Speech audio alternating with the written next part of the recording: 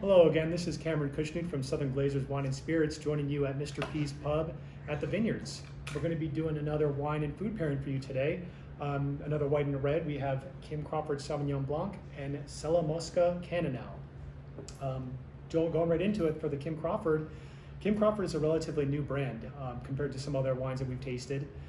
It got its start in 1996 whenever Kim and his wife, Erica, opened up the winery. A lot of people think Kim Crawford is a lady, but no, it's in fact a guy. But they opened up in 1996, and then relatively quickly they started already exporting wine to the United States in 1998. And this is a big deal because this was a time whenever New Zealand wasn't really known for producing top quality wine or even being a premier wine region in the world.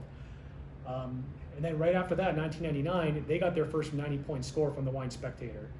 A year after that, they then moved into what is now Marlborough, New Zealand, that is known for producing absolutely top quality Sauvignon Blanc in their new state-of-the-art winery. Within another few years, in 2003, they were top 100 wines, one of the top 100 wines on the Wine Spectator, which was also unheard of at the time. There was no real New Zealand wine being featured in that, especially in the top 100. And they did it again in 2005, 2006, and 2008. So it really just showcases not only the quality, but the quality year over year, vintage to vintage.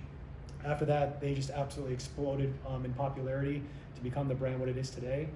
And then to just top it all off, in 2016, they were named New World Winery of the Year.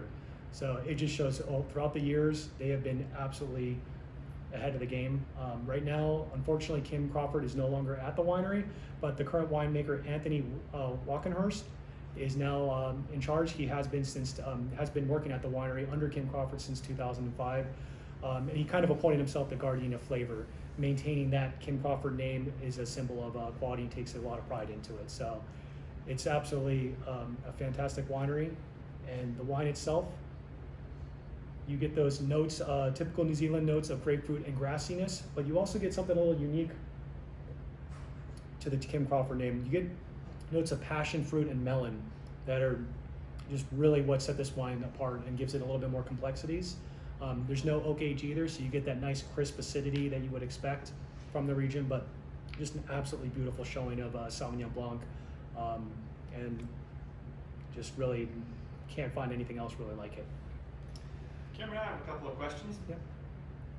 Tell me about the screw cap. Is that bad? Is it good?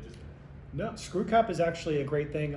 Funny thing is actually Kim Crawford were one of the first people to start utilizing it out in New Zealand. What it does, it keeps the wine fresh. There's no chance of it going bad or being corked, air going into it. So there is no, if you see a wine with a screw cap, it is not a sign of bad quality or a less expensive wine. A lot of wineries are now switching over to that. You're going to start seeing more and more red wines, I believe, switching over too. So they're still out on if it's better for aging, because technically cork does allow a little air to flow into it, which does help aging, but they're still doing research on that. But for immediate consumption or even a couple years in, screw cap is the way to go. All right, well, one more question. Can you tell me a little more about what you mean about New World Winery? New World Winery. So they were named the New World Winery in 2016, and what I mean by that is the winemaking world has two different outlooks. There is the New World, which is North America, New Zealand, South Africa, and then you have Old World, which examples of that are with a lot of history, Spain, France, and Italy. So when I say New World and Old World, that is what I mean, and that's what all these the Wine Spectator and everyone else means as well. So, thank you. All right. Going into the red wine that we have this evening, we have the Cella Mosca Cannonau from Sardinia in Italy. This one here also has a nice history dating back to the late 1800s when Mr. Cella and Mr. Mosca joined forces to purchase some land out in Sardinia. Being from Italy and the Piedmont region, they knew a little bit about winemaking, but they were actually a lawyer and an engineer respectively. But they moved out over to Sardinia, purchased a big plot of land, and then in 1905 they purchased even more land. This led them to have the second largest continuously running vineyards in all of Italy, and that still holds up today. So they have 1,600 acres, and 1,200 of that are all continuously running vineyards out there. This one here is a Cannell, which is the grape varietal, and more specifically, it's on the menu. It's labeled as a Blue Zone wine. Blue Zone is actually something that was started by Dan Buettner. He did some research and found that there are 5 places in the world that had people with a longer life expectancy than anywhere else.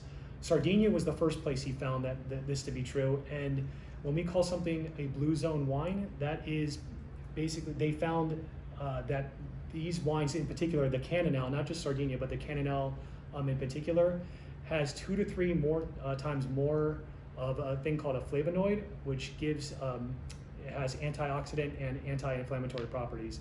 And there's no one thing that leads to a longer age, longer living people, but that could be attributed to it. So it's kind of been coined the world's healthiest wine because of that. This one, as I did say, is 100% Cannonau grape, and they age it in Slovenian oak for a few months to give it its nice earthy tones. You get on the palate something that's medium to full body, but has still almost a lighter mouthfeel. You get the typical raspberry, blueberry flavors, and then you get those nice earthy tones that, with what chef has prepared for this evening, we have a pan-seared salmon with wilted spinach, quinoa, and a citrus butter sauce with a strawberry balsamic salsa. So you have a nice healthy meal to go with the world's healthiest wine. The red is light enough where it will pair perfectly with that salmon, and then Kim Crawford, also a fantastic pairing with the quinoa. You get the citrusy notes, you get the quinoa, you get the salmon, a perfect pairing. So hopefully you enjoyed, and thank you for joining us. Thank you.